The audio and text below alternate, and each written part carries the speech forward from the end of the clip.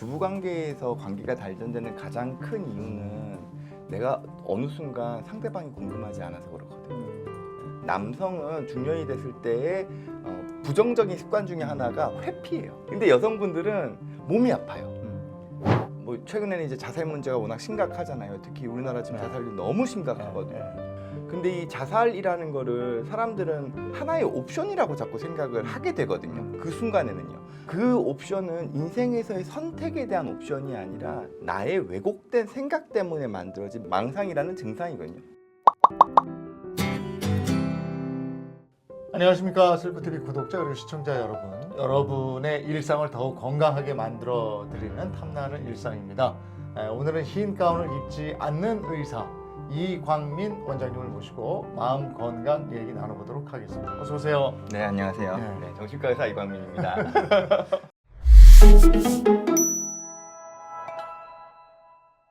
근데 흰 가운을 왜 안 입으시는 거예요? 근데 이게 네.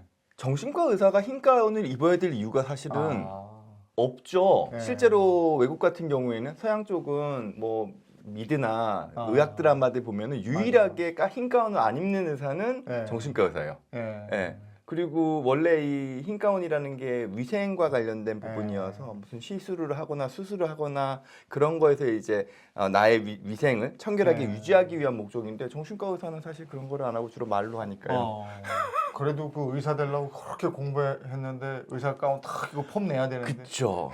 근데 미국에 있는 정신과 선생님하고 이야기를 하면서 한국에서는 정신과 의사도 흰 가운을 입는다. 보통 대학병원이나 대부분의 정신과 의원에서 흰 가운 다 입거든요. 근데 저 같은 경우에는 안 입는 이유가 그분이 저한테 왜 정신과 의사가 흰 가운을 입냐라고 하면서 그 흰 가운이 오히려 너랑 환자의 사이를 멀게 만들 수 있다.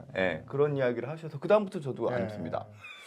주로 원장님 찾아오는 분들은 어떤 분들이 많으세요? 뭐 나이라든지 성별이라든지 이걸 분석을 한번 해보셨어요? 저도 안 그래도 고민을 좀 해보는데요. 제가 지금 병원이 위치한 데가 이제 도심지다 보니까 주택가가 아니고 도심지다 보니까 아무래도 직장인 분들이 많으시고요. 30대, 20, 30대가 제일 많으신 것 같고요. 남성보다는 여성분들이 많으십니다. 이건 왜 그런지 모르겠어요. 그래서 어떤 분은 저보고 야 너가 남자 환자 왔을 때는 열심히 안 봐주고 여자 환자만 열심히 봐줘서 그런 거 아니야? 이렇게 얘기하시는 분도 있는데 두 가지가 있을 것 같아요. 하나는 아무래도 정신과를 찾아오시는 분들 중에는 여성분들이 많으십니다. 남자들은 주로 정신과 가는 걸 좀 회피하려고 하는 성향이 있어요. 그리고 또 한 개는 아무래도 제가 남성이기 때문에 아무래도 여성 환자분들이 저한테 이렇게 이야기를 해주시는 거를 편하게 대하시는 것 같다는 생각도 좀 들기는 합니다. 그분들이 와서 주로 어떤 어려움을 얘기하세요? 뭐 사소하게는 연애 고민부터 시작해가지고요. 진로 고민 같이 해드릴 때도 있고요. 뭐 퇴사 고민을 같이 해드리기도 하고요. 정신과적인 증상으로 생각하면은 요즘은 공황장애와 관련된 부분이 워낙 다양한 매체들을 통해서 알려지면서 공황장애 때문에 오시는 분들 그리고 잠 못 자서 오시는 분들 많으시죠. 네. 50대가 이제 그 은퇴 앞두고 네. 여러 가지 고민이 많은 연령대라 그런 분들도 많이 오실 것 같은 생각이 들고 직장인들은 아무래도 이제 진급이라든지 맞습니다. 아니면 갑질하는 상사가 있을 때 아니면 말 지질이 안 듣는 후배가 있을 때 그럴 때 고민하러 오는 것 같아요. 그러면 주로 상담 시간은 어느 정도 돼요? 저는 말을 좀 많이 하는 편이어서요. 그래서 시간이 좀 더 걸립니다. 사실 제가 병원을 맨 처음에 할 때 원칙이 처음 오는 환자는 무조건 1시간 진료를 하고 모든 환자는 30분 이상 본다가 원칙이었거든요. 근데 병원 운영이 안 돼가지고요. 그렇게 하니까 병원 운영이 안 되더라고요. 그래서 지금은 30분에서 1시간 진료 그리고 아무리 못해도 15분 이상 진료를 보려고 하는 편입니다. 저희 제작진하고 얘기하면서 뭐 50, 60 세대들 갱년기라는 단어를 별로 좋아하지 않더라 이런 얘기를 하셨다고 그러던데 좋아하시나요? 근데 저는 사실은 남자이기 때문에요. 갱년기라는 어감 자체가 나한테 해당되지 않는다고 생각하고요. 여성들은 갱년기라는 것은 이제 여성성을 잃어버리는 시기니까 안 좋아할 거는 같아요. 근데 갱년기는 남성 여성 상관없이 다 사용을 하는 용어거든요. 우리 어떤 인생의 다양한 시기가 있을 때 뭐 유년기, 소년기, 성년기 그리고 장년기가 있고 노년기 바로 전 단계가 갱년기예요. 그래서 이 갱년기는 여성에서도 생기지만 남성에서도 충분히 그러니까 뭐 생기는 게 아니라 누구나 다 거쳐가는 과정이죠. 이 갱자라는 한자가 그 고칠 갱자, 바뀔 갱자거든요. 그래서 내 몸의 건강이 젊은 시절과 다르게 이제 늙어감의 변화를 느낀다. 그래서 갱년기라고 이름을 붙이고요. 뭐 여성분들 같은 경우에 이제 저명하게 여성 호르몬의 분비가 떨어지니까 그것 때문에 다양한 우리가 소위 말하는 여성에서의 갱년기 증상이라는 걸 경험하게 되죠. 근데 남성 역시도 이제 남성 호르몬 줄어들거든요. 예, 그러면 이제 증상의 양상은 좀 다르지만 남성에서도 뭐 피로감이라든지 의욕 저하라든지 이런 것들을 경험하고 또 사회적인 역할에 대해서의 어떤 변화 자체가 또 갱년기 증상이라는 거를 만들죠. 예. 그리고 왜냐하면 이게 사춘기 우리 몸의 호르몬의 급격한 변화를 두 번 겪는다고 그러잖아요. 네네네. 사춘기 때의 변화, 그다음에 갱년기 때의 변화. 네. 어떤 게 더 힘들어요? 이거는 당사자는 아마 갱년기가 힘들지 않을까요? 근데 주변에 있는 사람들은 사춘기가 힘들죠. 사춘기 자녀를 둔 부모님들은 부모님이 맞아, 힘들지 맞아.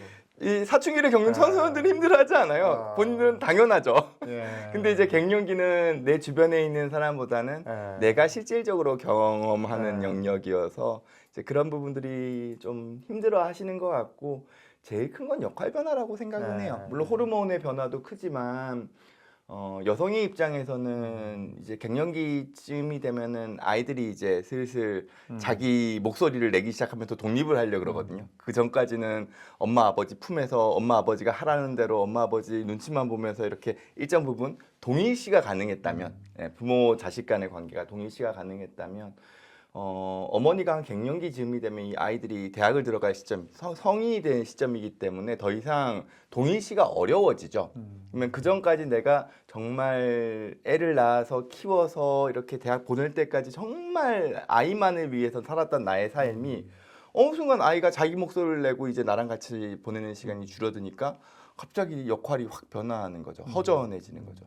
근데 동일한 영역이 이제 남성에서는 직장에서 가장 이제 50대가 피크를 치다가 그 다음부터는 이제 서서히 역할이 줄어들게 되잖아요. 예, 후배들한테 중요한 일들도 이제 넘겨주는 시점이 되기 때문에 그렇게 사회적인 역할에서 나의 역할의 중요성이 점점 줄어들어가는 것 그런 거에서 오는 정서적인 부분도 많은 것 같아요. 그러니까 외톨이가 된 듯한 느낌을 그렇죠. 받는 모양이죠. 네. 그래서 그런 얘기들을 많이 하는 것 같고 특히나 그 중년기에는 내 상대방에 대한 고민을 또 많이 하게 되지 않습니까? 저 사람이 아직도 나에 대한 감정이 그대로일까?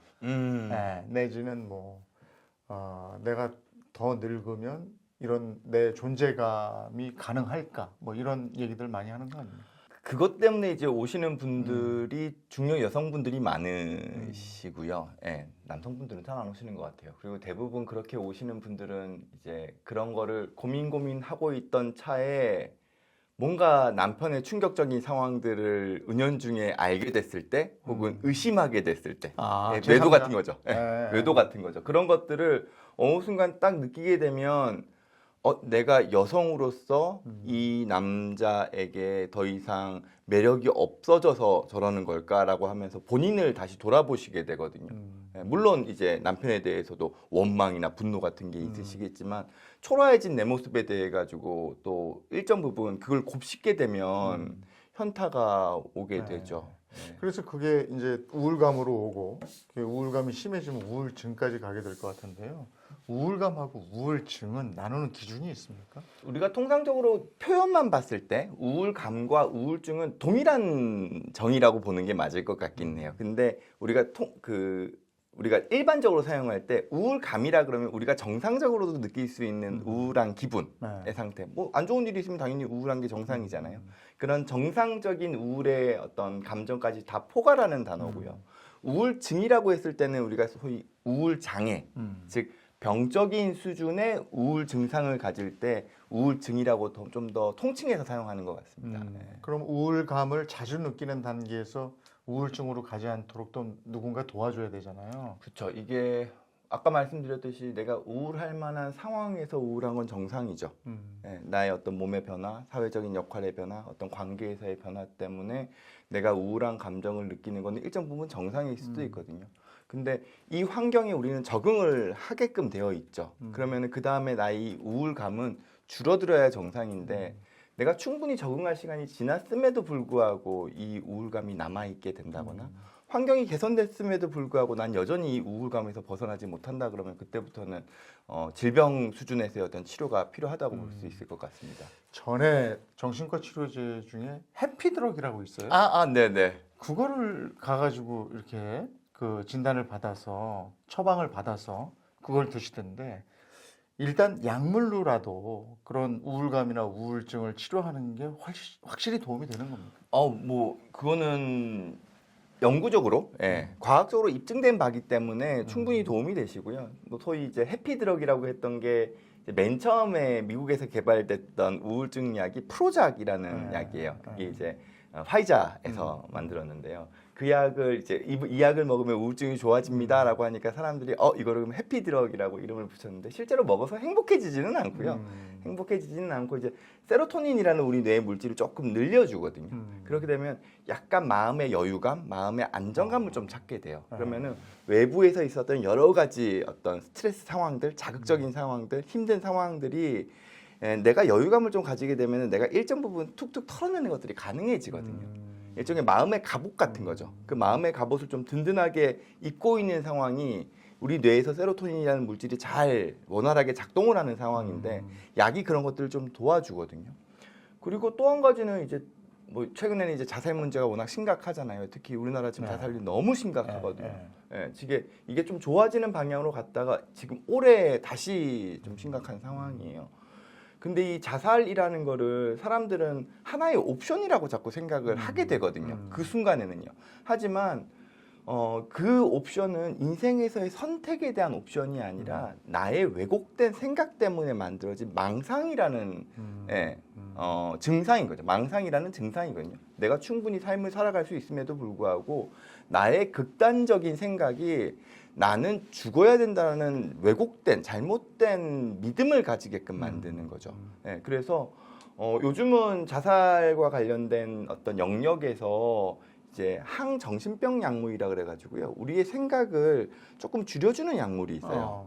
그런 약물들을 치료제로 사용했을 때 분명히 효과가 있습니다. 그래서 많은 분들이 그 정신적인 문제나 심리적인 방황 상황에서 남편이 이제 툭 정신과 좀 가봐요. 이러면 성질을 내는데 이제 갱년기 접어들고 나도 감당하는 못하는 화, 그 다음에 잠이 안 오는 거, 뭐 이런 것들은 정신과나 이런 곳에 가서 그 약물 치료 이게 가능하다고 제가 들었기 때문에 왜냐하면 사람들은 가면 계속 내 얘기를 하고 상담을 하고 온다 이렇게 생각하는데 약물적인 방법이 있다고 그래서 이게 두 가지 요소가 같이 있을 것 같아요. 하나는 이제 저 같은 경우에는 사실 약물만으로 무언가를 하는 걸 가급적이면 좀 안 하려고 하는 지양하는 편이거든요. 기본적으로 이제 약이라는 게 특히 이제 잠과 관련된 약들은 대부분 신경안정제나 수면제 같은 것들을 포함되기 있기 때문에 끊기가 어렵습니다. 그래서 그런 약들을 좀 가급적이면 사용을 좀 조심하려고 하는 편이고 대신에 이제 상담 같은 것들을 많이 하려고 하는 편인데 이게 선호도가 달라요. 어떤 분들은 저한테 오셔가지고 그냥 빨리 약이나 줘. 약물로 난 그냥 하는 거 불편하니까 약으로 치료할래라고 하시는 분들도 있으시고요. 그 어떤 분들은 어떻게 해서든지 좀 상담을 더 많이 해주세요라고 하는 경우도 있는 것 같습니다. 이게 남성 여성도 차이점이 있을 것 같긴 해요. 여성분들은 오셔가지고 그래도 이야기를 하려고 하세요. 근데 남성분들은 안 하려고 그래요. 근데 이 특성이 뭐냐면요. 특히 중년의 남성, 여성에서의 특징인 것이 남성은 중년이 됐을 때의 부정적인 습관 중에 하나가 회피예요. 뭐가 있으면 자꾸 안 보려고 하시고 피하려고 하세요. 맞아요. 그러니까 뭘로 가시냐면 대부분 힘든 일이 있을 때 술을 드시죠. 술 먹고 잊자는 거거든요. 근데 여성분들은 몸이 아파요. 그리고 몸이 아픈 걸 적극적으로 호소하세요. 그게 무슨 얘기냐면은 나에게 좀 시선을 달라고, 나한테 관심을 좀 달라고, 날 좀 돌봐달라고 하는 뭐랄까요 그런 사인이거든요. 그러다 보니까 정신과에 오셨을 때도 이제 중년의 남성분들은 나 잠잘 수 있게 약만 빨리 주세요 하시고 여성분들은 오셔가지고 이런저런 이야기를 좀 많이 하고 나누고 들어주고 이런 거를 좀 원해하시죠.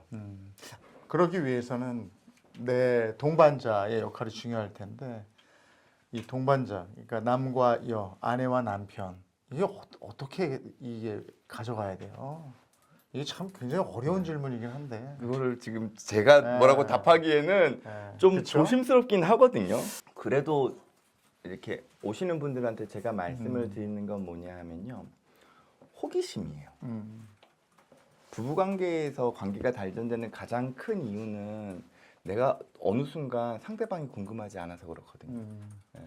우리가 실제로 연애를 할 때는 끊임없이 그 사람에 대해서 궁금하고 알고 싶고 그러니까 몇 시간이고 통화도 하고 막 이런 수다 떨고 이러는 거잖아요. 3, 40년을 살았는데 뭐가 궁금하겠어요. 근데 그렇다고 해서 다 아시는 건 네. 아니잖아요. 네. 저도 지금 오늘 이 주제를 가지고 오면서 머리 안으로 내가 우리 와이프에 대해 가지고 어느 정도로 알고 있지라는 거를 생각을 했는데 깊이 알려고 하지만 다쳐요. 근데 결국에는 나이가 들었을 때 남는 거는 두 네. 사람이거든요. 예. 예. 근데 그 두 사람의 관계가 그때 당시에 어떤 자녀에 대한 부분이나 일적인 거에 대한 부분이나 돈에 대한 문제로만 부부 관계가 형성되어 있다 그러면은 생각보다 되게 그 상황이 좌절스러울 수 있어요. 비참할 수 있거든요. 사실은 그런 상황에서 뭐 요즘 가끔 얘기하잖아요. 조론이라고요. 예. 그런 상황에서 부부 관계가 어떤 호기심에 근거로 한 서로에 대한 어떤 소통이나 애정이 없이 단순하게 우리 가정이라는 걸 유지하기 위한 걸로만 가져갔을 때 나는 하나의 소모품 같거든요. 그러니까 그럼 난 내 인생 살래라는 식으로 이렇게 밀어내게 되는 것 같다는 네. 생각도 좀 들어요. 그러니까 끝까지 이래야 된다. 이것은 이제 사회적인 역할을 말씀하시는 거고, 네. 그 다음에 호기심, 서로에 대한 호기심 이런 부분도 중요하다. 그 다음에 아무래도 평생 가야 되는 동반자고 아이들은 다 떠났으니까 네. 부부의 관계. 예. 이런 게 무엇보다 중요하다. 자, 이광민 정신건강의학과 원장님 모시고 노년을 향해 가는 세대들의 공허함을 줄일 방법 한번 얘기 나눠봤는데요. 그렇다면 노년기에 접어드는 분들은 뭘 준비해야 될지 그 얘기 계속 나누겠습니다.